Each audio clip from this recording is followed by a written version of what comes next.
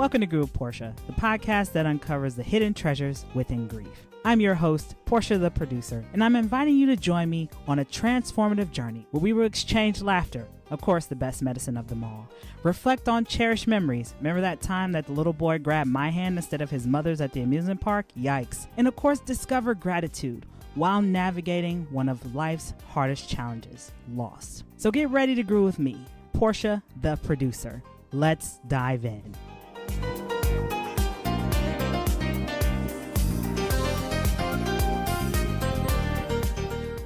Hello, everybody. Welcome back to Grieving Portia. I am your host, Portia Booker. And as always, don't forget, like, share, and subscribe to keep it with the latest and greatest of all with Grieving with Portia.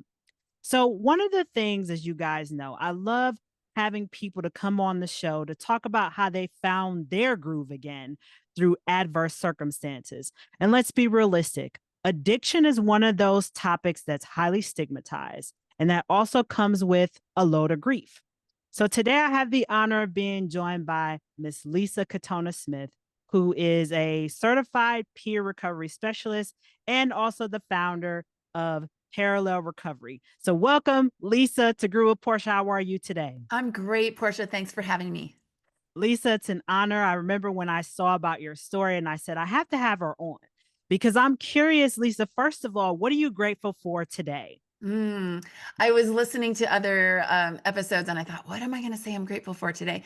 I'm really grateful for the opportunity to support and invite families into a healing process through what I've learned myself and, really be able to offer them a hopeful outcome for themselves in the hard topic of addiction.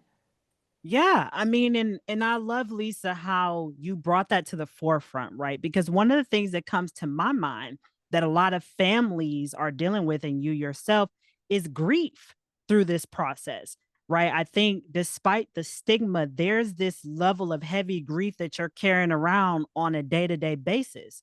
And I'm curious, Lisa, what did it take for you to work with your grief to even begin to try to put something together to help your son? Yeah, I think you hit the nail on the head when you said work with your grief. The first thing is to name it and acknowledge it. And what's different about the type of grief that accompanies loving someone with a addiction problem, a substance use disorder, or mental health challenge is most people aren't dealing with an actual death of a person in those circumstances. So they're dealing with grief of a person who is alive and not showing up in the way that you hoped, planned, married into, bore into, all of the things. Like you're missing milestones, your hopes and dreams get crushed. You are grieving how you see somebody else living and treating themselves. You're grieving your own experiences that aren't happening or the experiences that are happening that are really awful and hard. So it's actually labeled a complex form of grief. It's called ambiguous grief, which the word ambiguous kind of identifies it. It is very confusing and doesn't have a beginning and an end. Not that any grief actually does, but we can compartmentalize more traditional grief in a way that has a beginning and an end. Ambiguous grief just kind of is a melody that is underlying in your daily life. Right. And the thing too, Lisa, that I'm hearing is also holding on to yourself, right? You as a parent, what did it take for you to give yourself that grace and love and patience when probably you're feeling like I'm failing my son as a parent because they're, doing this, they're stuck and I can't help them. Yes. And I think that grief and self-compassion go hand in hand. That if you leave space to have compassion, which means you have to understand what you're experiencing and give space for it to be okay and give it a name, then you can, kind of move past your pity party or your self-judgment or, the beliefs that we gaslight ourselves with that you could have or should have done something different. And that would have changed this whole scenario. You've just got to leave space for the ambiguous, which is really, really uncomfortable and difficult. And it's an advanced person that can do that. I agree. And I mean, you have literally hit the nail on the head, Lisa, where that compassion piece, I think sometimes we forget to give ourselves that when we're in the thick of the grief, the shame, the guilt, right? Because I mean, we all grow up differently and learn about people who struggle with addiction. I remember growing up judging people Mm, who struggled, right? yeah, Until my mom really sat me down and said, "You don't know the struggles or the demons that they're fighting every single day." And right. I'm like, okay, that makes perfect sense because in my mind, I'm thinking, well, it should be as simple as turning a light bulb on and off, right? But no, it's not because for them, we don't know. I don't know what hurts and pains that they Mm, are not comfortable with sharing with the world that they have to mask through this type of, behavior. And I'm curious, Lisa, too, you mentioned that you went through several different programs with your son. mhm, And I'm sure that there were some that maybe were promising, but then it was still that it's not fixing. What were some of the things that the hindrances you were finding with a lot of these programs? And what did it also take for you to incorporate those things that you weren't finding into your new endeavor, parallel recovery? Yeah, that's a great question. Um, Brain disorders are really complicated, and it's not as simple as taking a medication and kind of getting rid of an infection. It's just pervasive in the nervous system, and so in terms of the programs themselves and what they offered my son, some of that's on him and some of that's on the programs. But ultimately, where I kind of created this idea and system, and eventually TEDx talk and now a book titled Parallel Recovery, is that here's the one thing that they didn't offer is support of a recovery process for families. One of two things were offered: either judgment on how we got here, like you must have done something wrong, or you continue to do something wrong by being codependent and enabling of this person, by the way, who is your child. And that's a really hard thing to say to a mother.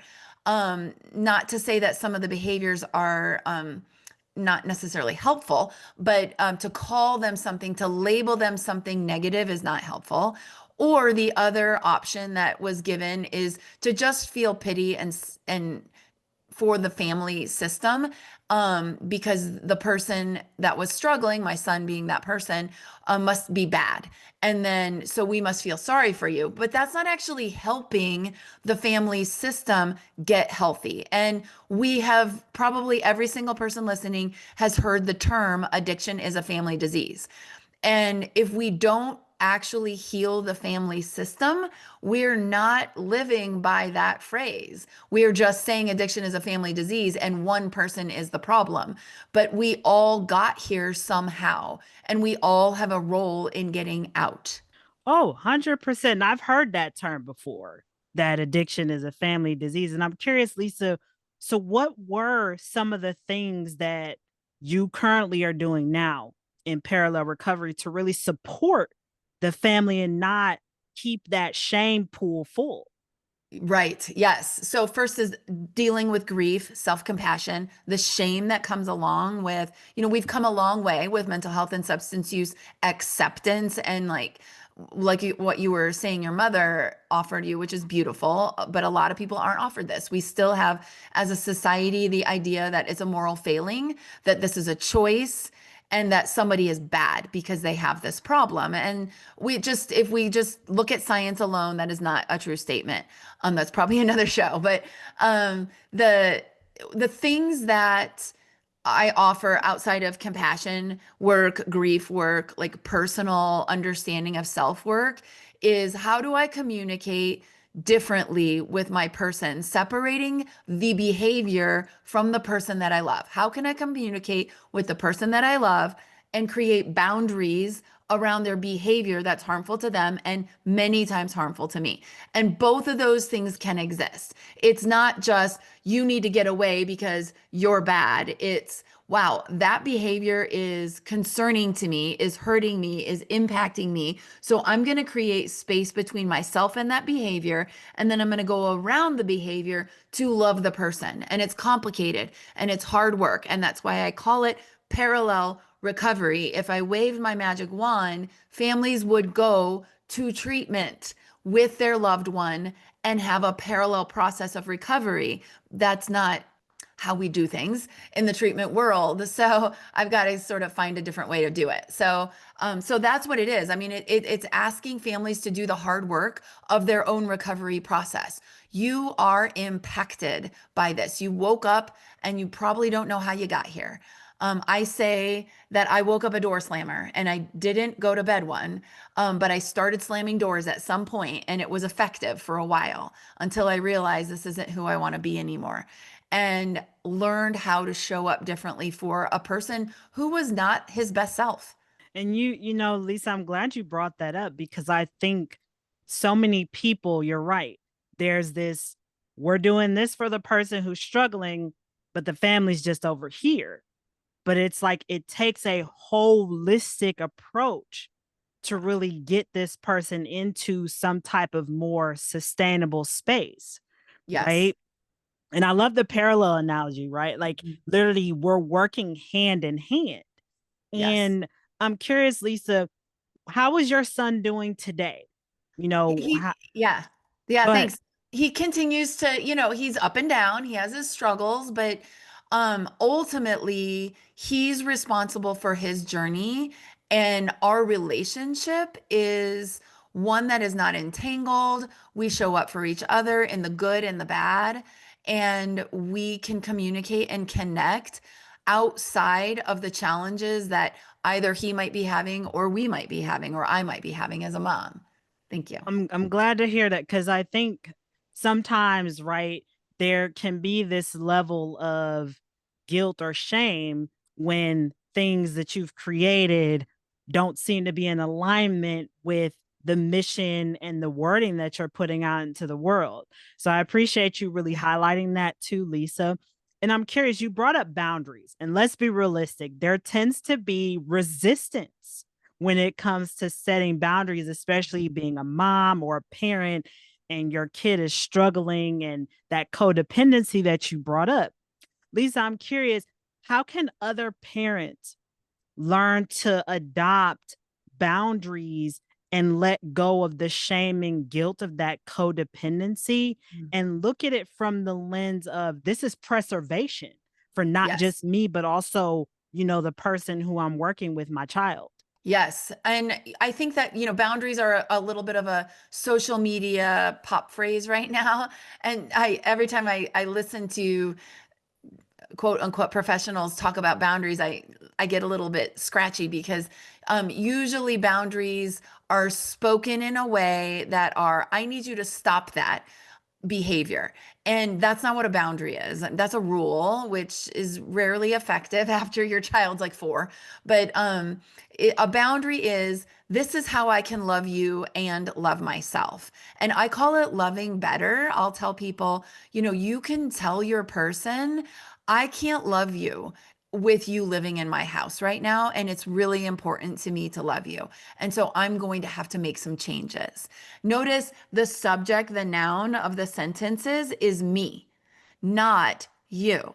So if your boundary starts with, you need to stop doing that, you're just controlling your discomfort and telling somebody else what they need to do, which is going to most likely have them dig their heels in deeper. So, in terms of addressing feeling bad, particularly moms, I really work with people, particularly mothers, around the messages that we carry from our past generations about what a good mother looks like.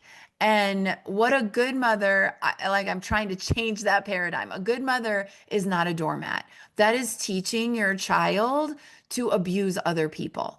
And so I do initially basic work on personal values, and then I talk about the shadow side of those personal values. If you have a value of devotion, which is a lovely value to have, you're a wonderful person and I want you in my circle. The shadow side of that value might be martyr or might be um, a doormat, right? Like that you are self defecating to serve others. And that is not a sustainable place to express that value. I have a personal value of humor. The shadow side of humor for me can be sarcasm, and that's mean. So really being careful with yourself around what is underlying my need to create this boundary and how can I speak it from a place of self rather than a place of you need to. And I appreciate you highlighting that, Lisa, because I think so many mothers, as you mentioned, they coddle their sons. I don't know if this is like Yeah. a a generational thing or it's just deeply ingrained where, oh, I have to be there. And yeah, you can be there and support them.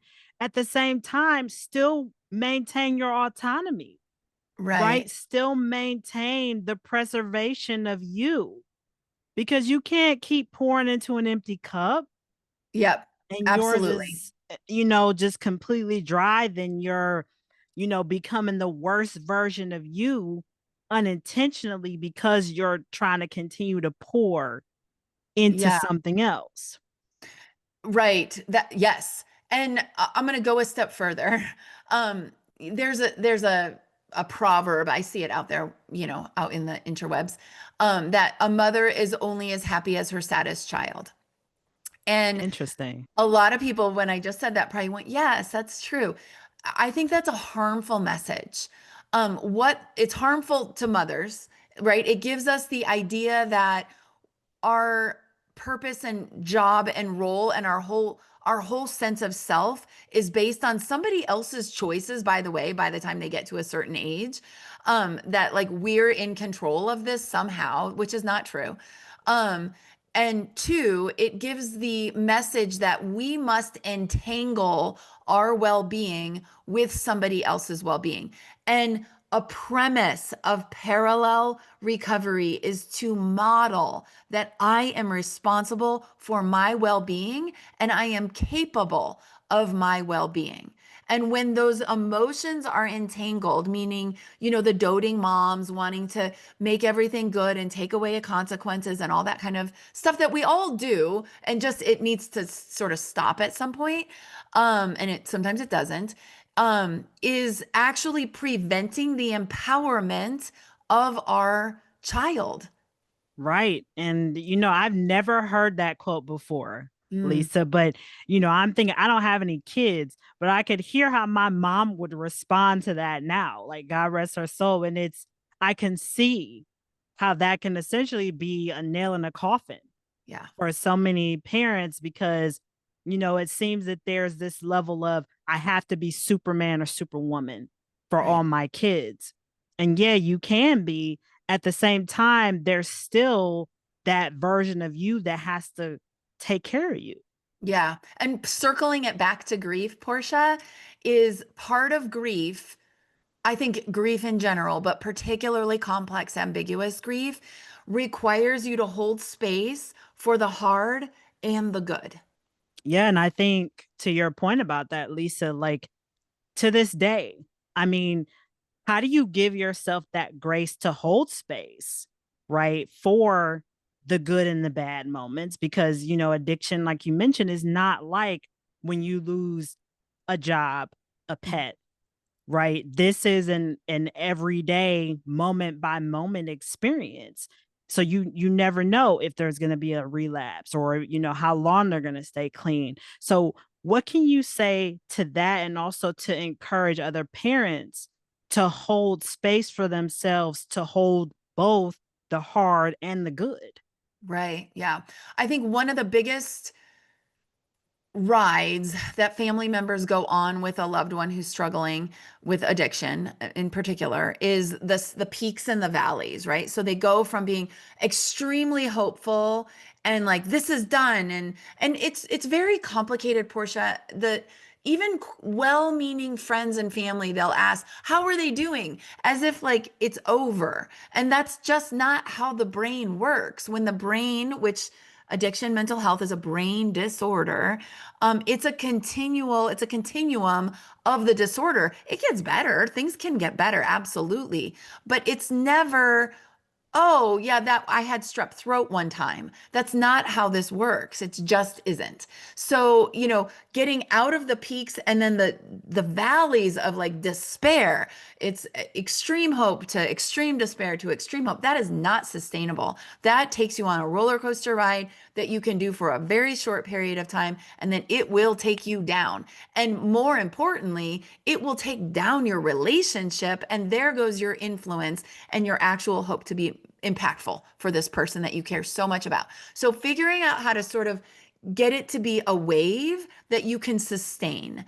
At the two core words of my kind of philosophy is sustainability of family members. How do I keep doing this? Even if things are good, right? Like you're waiting for the shoe to drop sometimes, or your heart still drops if you get a call late at night or early in the morning. Like there's fear that is still there. And how do I connect with this person? Because that's where your power is. That's where your superpower is, not in control, but in connection. So if you can get to a place where you're riding the waves, which you can do that, waves are okay. Peaks and valleys, that's really hard. It's figuring out how to find the balance, and daily, very much like somebody who is in their own recovery, every single day, waking up and going, how am I going to live my life today without my coping mechanism that has helped me in the past but no longer helps me? How do I do this today without drugs or alcohol? How do I do this today in a way that is sustainable as a family member? Yeah, you hit the nail on the head, Lisa. I mean, it's that balance piece, right? And being able to pivot and adapt to these methods that I used to use are no longer working to help me. So, Yes. how can I keep an open ended mindset to be like, okay, let me try this. Let me lean on my support system a little more because I really don't want to go down that path ever again. Yeah. And if I do, it's okay. Right. Yes. Like I'm going to have people there who love me, who see me.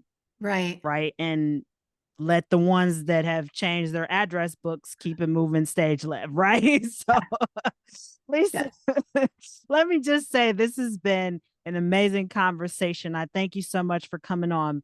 Before we conclude our conversation today, I'm sure there's other parents or other individuals that are going to want to connect with you and learn more about parallel recovery and also the book under the same name.